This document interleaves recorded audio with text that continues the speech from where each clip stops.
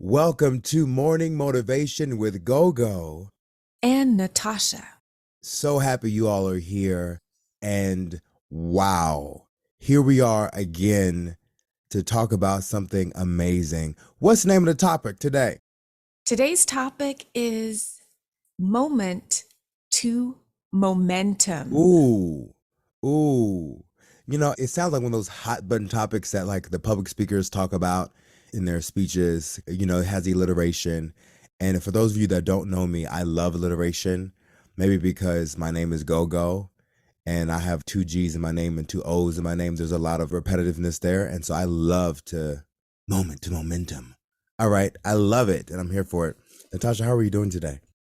I'm great. I'm excited to be back in the booth. The last episode that we recorded, whichever one that was, we were playing these in whatever order, but the last one we recorded, we were amped. We were just pumped. Yeah. And then we're like, yeah, we're going to do the next one. And then like the next weekend came and I was just like flat on my floor, just like, just all my energy was done. And I just realized, you know what, even though I would love to like keep going right now because of the momentum, like you could feel the energy pushing us forward. I was just exhausted. So Ooh. what do you do? What do you do L- when, like, that's a question that I have just there. And you've already hit on something that you didn't know you hit on. Okay. Because when you talk about momentum, you can have momentum in a certain particular part of your life, and another part of your life, there is no movement. And when it comes to health, the momentum of health from that moment of healthy eating, healthy living to all those different things, and then you maybe go a little bit too hard, you overexhaust yourself. And so other parts of your life are thriving. And that happens a lot of times in the corporate workplace. They are killing it in the corporate world, but their personal life, their health, there is no movement there. There is no momentum there because there's no focus there, because there's no balance there. So how do we create a balanced moment to have balanced momentum? And that is the question that everyone deals with. And what you were experiencing, yeah, we had momentum going into this podcast, but Natasha needed to have some momentum in her health. Let me just rest a moment. I need to have momentum with rest. I need to have momentum with silence. I need to have momentum with peace. So I'm going to redirect my momentum energy so I can build up this certain level, and we're going to balance things out because that's how it works.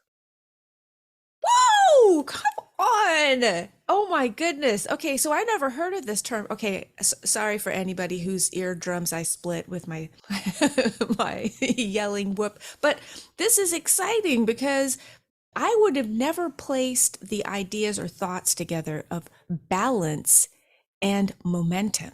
Mm, That would never have crossed my mind to bring those two together, but it makes perfect sense in in terms of where you place your focus is where it's gonna get the most energy and where it's gonna be the most positive in absolutely. the movement. I'm trying to find the words for it, but you said all of it. I mean, you said all of it. And that was it. Like I did. I needed a momentum of my rest. My Yeah. rest wasn't in a momentum. I was just going, going, going, going. And I just was like, no, I need to pause. I need to sit down. I need to have 15 minutes of meditation for 2 weeks. Yeah. Because we have these extreme moments of positivity, of those type of things. But to live in that and to exist at that level, you have to figure out how you can balance that out. If you go into the gym every single day, you're eating right and all those different things, and then all your free time is at the gym, then what is being neglected? Maybe your social life, maybe your friends aren't seeing you as much, maybe your family's not seeing you as much. You have to just readjust. And it is okay to readjust your momentum because it's yours. Here's the thing, when Mhm. you create that momentum that can be transferred, can't be created or destroyed, because we know energy is just transferred. You just transfer that energy to where you want it to be. Mhm. And it's okay to do that. Yes. And something just came to mind as you were saying that, just the word energy. because it is neither created nor destroyed. But I was thinking about the fact that it can feel like it's increasing. And maybe it's just your awareness of it being there, that it begins to feel like it's increasing for you, right? Because there are Absolutely. times when I feel low energy, like how I described, I was just like flat on my floor, just done. I felt I had zero energy, zero reserves in the tank, but the energy hadn't gone anywhere. I didn't destroy the energy. It was still there. I just needed to become aware that it was there. Right. I mean, you just had transferred the energy to somewhere else. You had put it out into other areas, and you have, okay, let me transfer. Let me get some of that back. Let me give some of that back. Mm-hmm. And that's literally what you were doing, and that is okay to do. And it's great to have that awareness, because some people don't have that awareness. And you only become aware when you are hit with a paradigm shifting situation where it's like, and your car's broken down and body's broken down. All those different things that force a stop to say, hey, the energy in which you transferred out needs to be transferred to somewhere else. Mm. That's not even the direction I was going into with this, but that's just what hit. I was like, okay, it's what we're doing. Well, I'd love to know which direction you were gonna actually go in I this. had like a linear thing of like, okay, you do certain things, and you're creating the moment, and you create another moment, and then you create another moment, and then at least the momentum. It's kind of the whole analogy that they talk about in the Slight Edge Mm. of the wheel going down the hill, and like you're trying to push the stone down the hill, and those first couple of rolls, you're literally having to force it for it to move, and then it creates a momentum and starts moving on its own. And so you don't know which push it was that got it to that Mm. moment of momentum where it's just flowing itself. So that when you have a goal or something and you're trying to create something and you see it happening, you don't know which of the task, the seemingly menial task, the seemingly small things that I did that got me there. And the truth of the matter is all those things put together to create that moment to momentum. Right. You just framed it for us. And I love that image of each of those moments kind of building on one another. And you just don't know which one is going to be pushing you into that wheel finally getting into its own role on its own. You're no longer exerting as much energy for it to keep going, right? It just has its own momentum. Absolutely. Yeah. And just to remind everyone, we love the book Slight Edge. We talk about it a lot. If you don't know what it is, go check it out. We do mention it a lot We do. because we love it. We Yes. love I mean, it this literally book. was a life-changing book. Yeah. And I'm so happy that I got introduced to that. I believe I introduced you to it. You To that probably book. did. And we've been talking about this book probably for 10 years. Like Wow. and it doesn't get stale. At all. It's relevant. I love all of that. And just to add to that, because you did mention like the healthy living concept, go, and it made me think of my own sort of healthy journey. I've started wanting to get into a rhythm of taking a daily walk. Ooh. And it was a little bit like bumpy to start with. Like I would kind of go like once a week, and then, I would go all out. I would go walk try to walk as far as I could. And then I would be sore for several days, and I'd be like, okay, I don't know if that's the right method. So then I finally like came to this realization: if I break this down into smaller walks each day, I'll actually start to be able to see that I'm hitting this goal, because I decided to use a walking app and then track how many miles I was walking. Just something I hadn't done before. But this was like, okay, let me try this. And I signed up for a few challenges. Okay, one of the challenges was a 10K challenge. So Ooh. so by the end of the month, I needed to have walked 10K.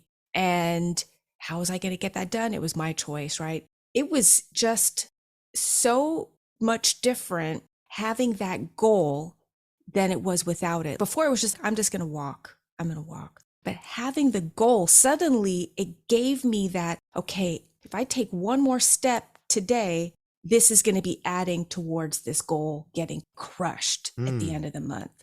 Yeah, I know there's a lot in there. Do you want to? Of course. I mean, listen, you had just hit on something you don't even know you hit on, okay?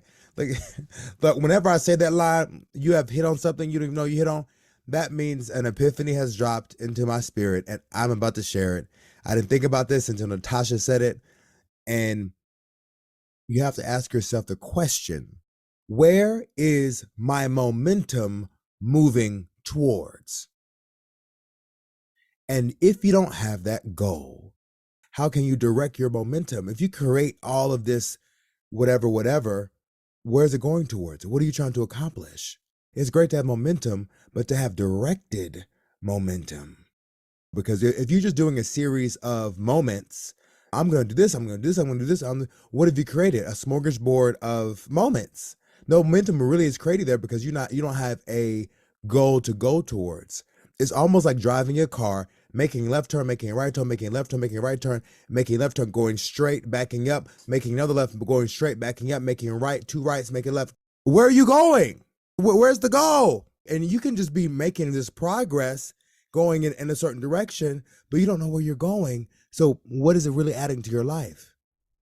Exactly. And if you're listening today and if you've ever felt like that, if you feel like that today, where am I going in my life? This is why we're talking about this. We're talking to you. I hope you're listening. Because we so often, every day, we wake up and we go to sleep. And between when we wake up and we go to sleep, we've done a series of things. In that day, can you identify stuff that you're doing that's moving you towards something that you want to be doing? And also, for those people that don't know what they want to do with their life, just figure out what you want to do with your day. Start there. Figure out what you want to do with the next hour. Start there. The next minute, the next second. Break it down and make it achievable for you. Because you being intentional, what you're creating is intentional momentum with whatever it is that you're doing. And that's going to just lead you to the next thing and the next level of discovery. Because I think about my goal of wanting to become an actor. When I first got the little bug that hit me when I was 14, I think about all the things that led to that moment of discovery. And it was because I got involved in chorus. I got involved in speech and debate, all those different things. I enjoyed doing those things. So my momentum leading thing was like, I'm going to do things I enjoy doing.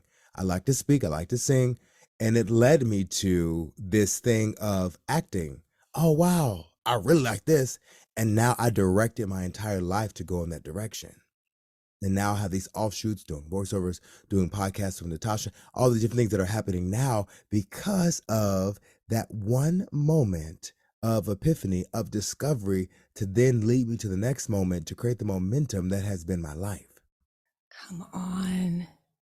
Yes. Yes to all of that. I'm so glad that you broke that down, and because it can feel overwhelming sometimes. You look at where somebody else is on their journey and you think, well, how does me deciding to do this one thing and over the next course of the hour, how is that going to change my whole life? And where's the momentum going to come from?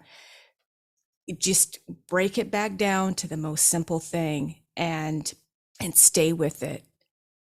I wanted to add in something that's also related to this walking that I was talking about a moment ago. And it's exactly what Gogo just shared, which is about setting a specific measurable goal daily, or you could break it down, to even less than that, but also daily and monthly. And what this actually does is something very powerful for your health, in that it's boosting your dopamine levels. Instead of like getting the dopamine from scrolling on your phone, when you're setting that specific measurable goal, you're actually giving yourself that reward hormone and increasing your happiness. And I got this tip from Dr. Rob Carpenter of the 48 Laws of Happiness. It's a wonderful resource, and you'll find a lot of great tips and hacks, life hacks like these. I feel like that one really relates to what we're talking about today, about from moment to momentum, really setting those specific measurable goals. This one he was talking specifically about exercising. And I saw this like when I was like, okay, I'm setting the goal for the 10K this month.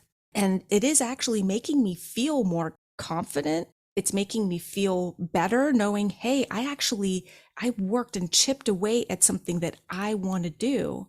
And just having that goal, it just completely changed my mindset. And no longer was I just wandering around in a vacuum. I was like, okay, I'm working towards this. Now I've upped my goal. I've upped my goal to 75K. Wow.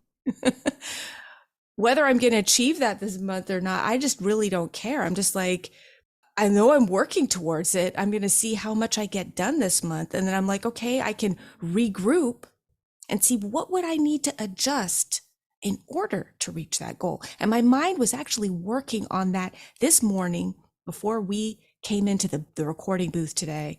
I was working them out in my mind. Okay, well, if I walk 2 miles every day, I'll hit 60 miles, right? I haven't worked out how much the difference is between kilometers and miles. I haven't worked out the conversion, but at least I know that's 60 miles right there. Is Right. that, let me do the conversion real quick.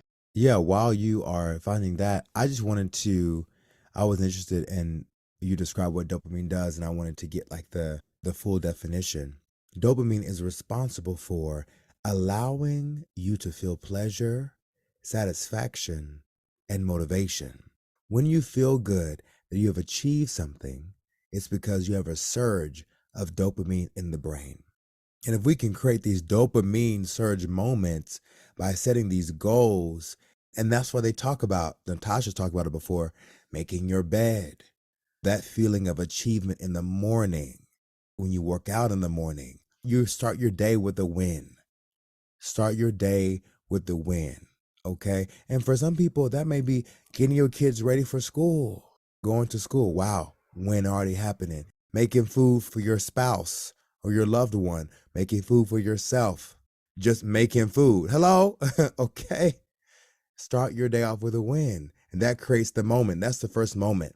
So here's the other piece that we haven't really touched on is momentum can be achieved positively or negatively. Rewind. Let's drop that again for him, Gogo. Let's hit him with that again.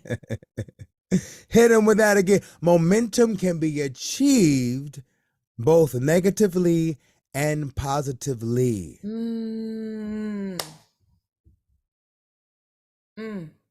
Which one do you want?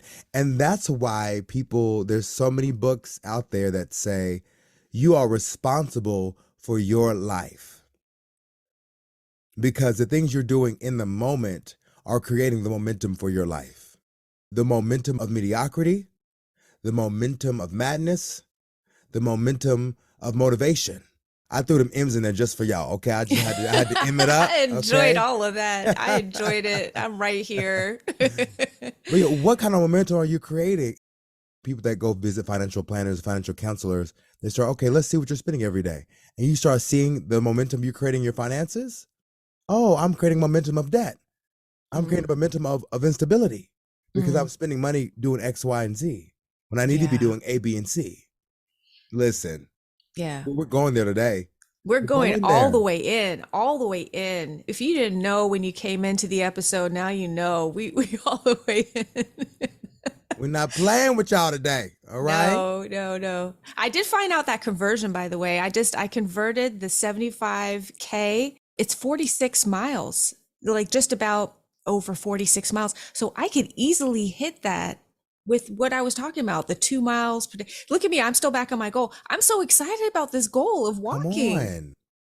That's amazing. That is amazing. Wow. And here's the thing, before I used to make excuses, okay? I used to make excuses, okay, I can't walk, it's too hot outside. But guess what? I met my resistance, right? I've been reading a lot of different materials this year. Some I've already read before. I reread them so I could really go deeper with it. And one of them is a book. So let's see if I'm going to remember the title and I'll share that with you all in a minute. But the point of it is that you meet your resistance, and your resistance, it lies to you. And it's not because it's mean or horrible or nasty. It's just trying to keep you comfortable and safe. Right. Being comfortable and safe does not push you towards your goals. And what you hit on was actually super deep, because you were saying how it creates resistance lies to you and wants to keep you comfortable and safe. And here's the thing about resistance. Because of your habits, your resistance is formed in around those habits. So if you're in the habit of waking up every day, exercising, one of those things, then you will create resistance, or like anti-resistance to actually, they were like, wait, no, we know you need to go to the gym. Like, you can actually train your mind that your resistance actually works for you because you've created this habit of doing this thing. It keeps you in the box you've created. That's what resistance does. And when you're trying to break out of that box, that's when you'll meet that resistance. But if you already created a box of healthy living, like I have friends that are like, if I don't go to the gym at least 5 times a week, I'm gonna feel bad. If I don't go to the gym 5 times a week, I'm gonna feel just fine, because my box of resistance is different from theirs, because I've created a different lifestyle. I should go to the gym more. Okay, I'm gonna note to self, go to the gym more. But you create the resistance type based on the moments and habits that you're living in. Millionaires and billionaires, they have resistance to being broke. Okay? It's like, I'm gonna create another business because I need some more cash flow to go. I'm gonna buy another house. I'm gonna rent that piece out because I need another. They're in that mindset. And we all have those different resistance modules that are there that keep us in our bubble. And when you create that bubble that you actually want to live in, resistance will keep you there if it's a good bubble. And if it's a bad bubble, resistance will also keep you there. But it's your job to break through that. Because I think Will Smith, he talked about it. I act like I'm broke. Yeah, I'm not paraphrasing, because, some of the things that he, does and how he lives his life, he still has that mentality. Oh, okay, I don't know if I'm going to have another job. So he uses that resistance in that way to motivate him to, I don't want to go back there. So, okay, let me do something else. He's pushed himself to this level. Obviously, he has more money than he needs now, but he has that mindset in there that keeps him going. Now, is it healthy or not healthy? That's a whole nother conversation, but that's what keeps him going, so he doesn't have to go back to what he used to know. And thank you for that. Thank you for that, Gogo. I just found the title of the book that I was touching back into, which was The War of Art, Stephen Pressfield, another classic for your bookshelf. Check it out. It is where you meet resistance and you learn all about all the tricks it will throw at you. And what I love about what Gogo shared is that, yes, you can turn your resistance into your strength. You can turn your resistance into energy put towards your momentum in the next direction that you want to go. But it will take a focus of mind and intentional, just, this is what you want to do, because it will mess with you. It will mess with you. Yeah. It's strong. It's strong and as smart as you are. And we'll find all sorts of ways. Also, you can stay in bed a little longer and sleep in. It's okay. You don't have to make your bed today. You don't have to actually leave your exercise clothes out ready for you to put them on as soon as you wake up because you want to go walking this morning. You don't have to set that out tonight. That's okay. And you just hit on something and you don't even know what you hit on. Okay. Accountability is the counteract to resistance. So when you have a group of people around you that are pushing you, holding you accountable for the things that you said you're going to do, that will push you past that moment of resistance. When we're talking about that bad resistance, what's your circle doing for you? How are they building you up? Because me and Natasha have this accountability to do this podcast. We decide when we're going to meet and do this podcast. And outside of any big thing happening, that we're going to meet for this podcast and make it happen. So that accountability, any resistance I may receive, I don't know if I feel like doing stuff today, man, I could just go lay in my bed. Accountability kicks in. Hey, but you said that you're going to do this and you're a person of your word. You're a person of integrity. So you need to show up. Okay, now I'm here. Accountability is the countermeasure to resistance. Drop in another buzz quote that's a quotable. That's it. Accountability is the countermeasure to what? Resistance. Here we go. And you know what you mentioned, Gogo, I was feeling a little bit like, I could just sleep in, I don't have to really get. It's like, no, you made the commitment. It's on the schedule. We said we were going to be here. You can do this. You've done this like how many weeks in a row now? We can do this. We can figure it out. And once I get into the booth with Gogo in this podcast, I feel amazing. And that's the dopamine hit for me. Hey, that keeps me coming back. Yes, there is an expectation of motivation. Like I just expect to feel better, and therefore I do. I walk into these podcast recordings knowing I'm going to feel great, knowing I'm going to get some downloads from Infinite Mind, okay? And it comes, and it's beautiful. I'm so grateful for it because having this accountability accountability creates so many things. It has countermeasure accountability, right there, that can really push you to the next level, because when you're around people that have your best interests at heart, that want to see you win, that are excited for your wins, it creates an environment where creativity can flow and the different areas of your life can flow. And what it does is it creates momentum. If you are in a moment right now where you're not sure what the next step is, what would you suggest, Gogo? Can you give the people any sort of suggestions? Because I've been in that place before where it's like, I don't really know what to do next. Now this is my unprofessional opinion, because I didn't train in momentum creation. I just live it. So this is what I do. I find joy. Where can I find the joy in the situation? Look for the joy and go towards the joy, because essentially you want to be happy. No one wants to not be happy. So do things that make you happy. If you don't know what the next moment is that you want to step into, well, I like to go exercise, or I like to talk to my friends, or I like to, just go step into something that makes you happy, that brings you joy, and do more things that bring you joy. So because I played tennis, that's how I got my commercial agent, because of someone that I met on the tennis court. So me doing something that I enjoyed doing created momentum in another area of my life because of that, because I started with joy. I didn't go into it with like, I'm gonna play tennis. I'm gonna meet someone on a tennis court that's gonna help me in my career.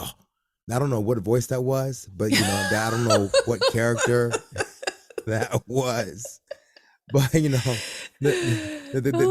character that's the character of manipulation. I'm gonna do this thing right here, and then I'm gonna find somebody, and they're gonna make me a commercial actor. That is the voice of manipulation right there. I enjoy playing tennis. And I freely talked about the other parts of my life, and the connections happened.